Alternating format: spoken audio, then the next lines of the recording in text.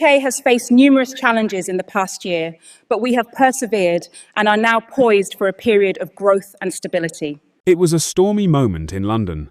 In front of an eager crowd, Kemi Badenoch, a rising star in British politics, stood tall, addressing a packed hall. But as the words left her lips, they ignited a fury that no one could have predicted.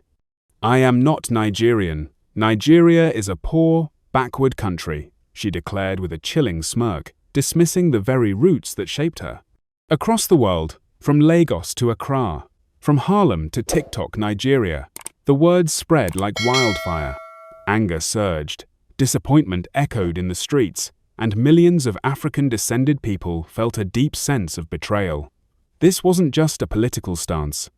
It was an affront to the history, struggles, and pride of a continent that had already endured too much.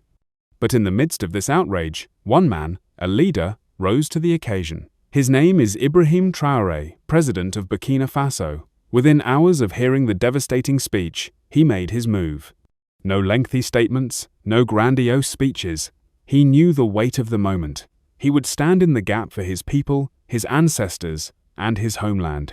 What did Traoré say to Badenoch that left her speechless? And more importantly, what did it mean for the future of Africa? Was this the start of a new chapter in the continent's journey towards unity? Or would it spark more division? The story has just begun. What will the fallout be? Stay tuned as we uncover the layers of this explosive confrontation.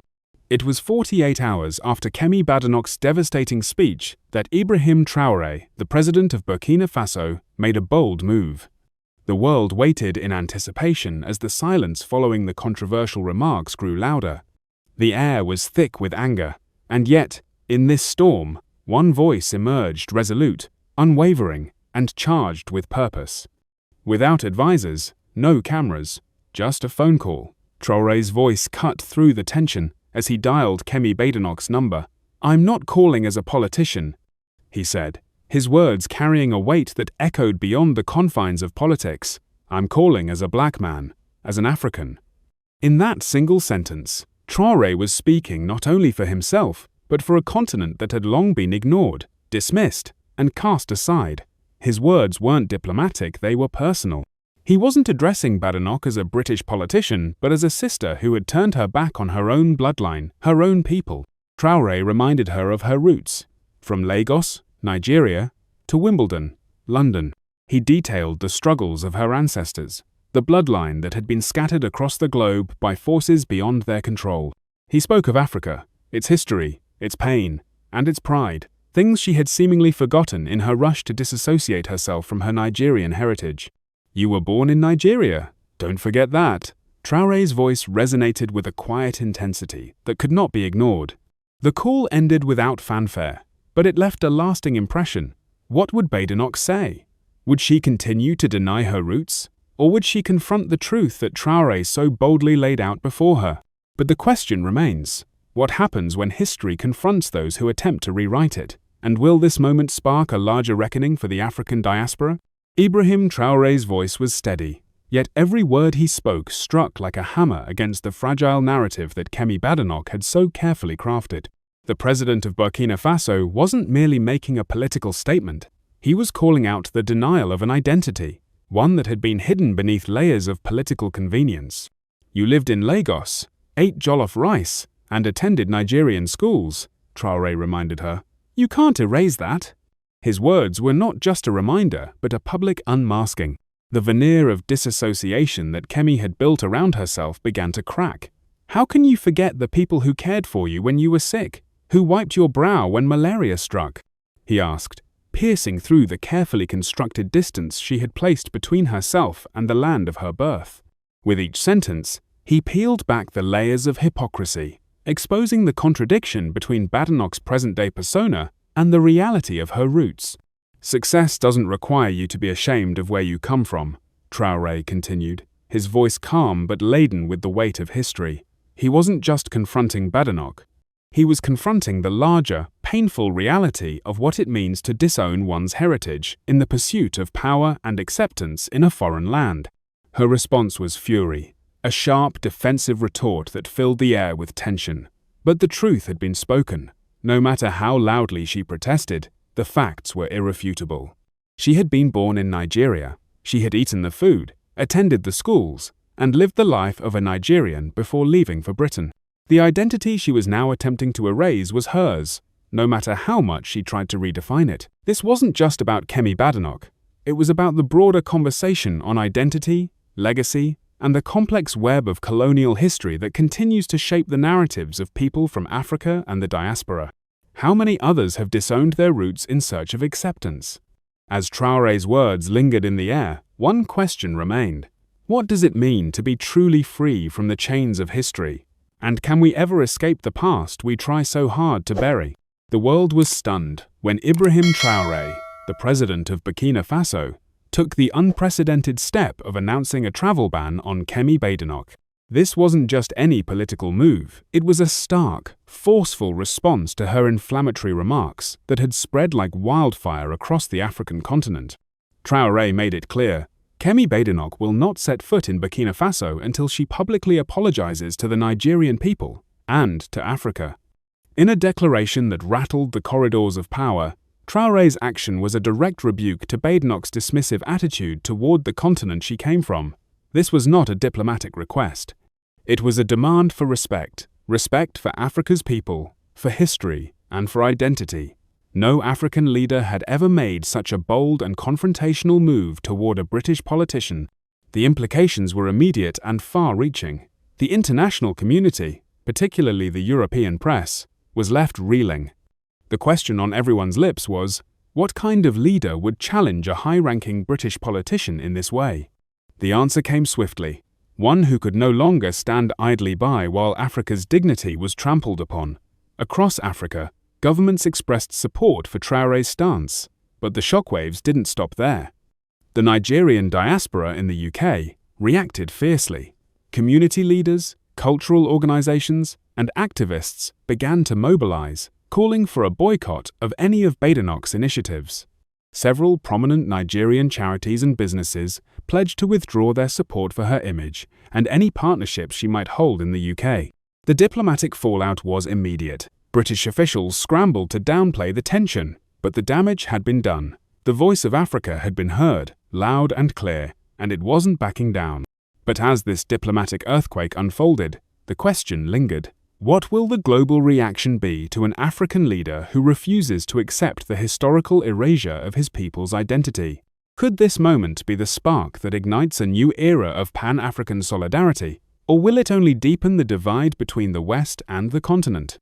A storm had already begun to brew across the African continent. In cities like Accra, Nairobi, and Lagos, students and young activists were coming together to form a movement that would soon take on a life of its own. The movement, Root Pride. Their message was clear and defiant.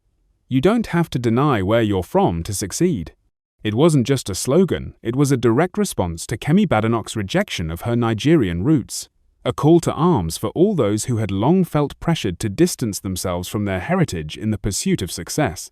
The streets filled with protesters wearing t-shirts, emblazoned with both the British and Nigerian flags, symbols of dual identity that refused to be torn apart by shame. It was a bold declaration that being proud of one's origins was not a liability, but a strength. As the movement grew, so did the power of its message. Videos began to surface from 2003 footage of Kemi speaking fluent Yoruba, with pride paired with the hashtag, "So What Changed?" It was a gut punch to those who had believed her transformation from a proud Nigerian daughter to a vocal critic of Nigeria was a simple coincidence. For many, it felt like a betrayal, a rejection of the very roots that had nurtured her. The calls for solidarity reverberated from across the African diaspora, with celebrities, activists, and everyday people joining in. They shared stories of their own struggles with identity, echoing the sentiment that you cannot erase your history. Social media flooded with powerful images of people unashamedly embracing their roots, an affirmation that, in this battle for self-respect, they were not alone. But as the movement spread, a critical question emerged. How far would this new sense of pride go? Would it challenge the political status quo, or would it fade into the background as just another viral hashtag? The Root Pride movement had only just begun, but one thing was certain, Its message was impossible to ignore. Would the world see a shift in how identity is embraced? Or would the forces of globalization continue to push people to sacrifice their heritage for the sake of acceptance? As the media frenzy surrounding Kemi Badenoch reached its peak, the narrative took an unexpected twist. British tabloids, eager to deflect attention from Badenoch's controversial comments, unleashed a smear campaign aimed squarely at Ibrahim Traoré. Headlines flooded the newspapers, accusing the Burkinabe leader of authoritarianism, corruption, and instability. But beneath the surface of these attacks, the truth was far murkier than it appeared. Traoré, however, was prepared.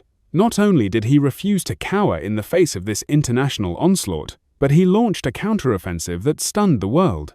In a bold and unprecedented move, he invited the African Anti-Corruption Commission to investigate his government, fully aware that their scrutiny would only strengthen his credibility and transparency. His message was clear.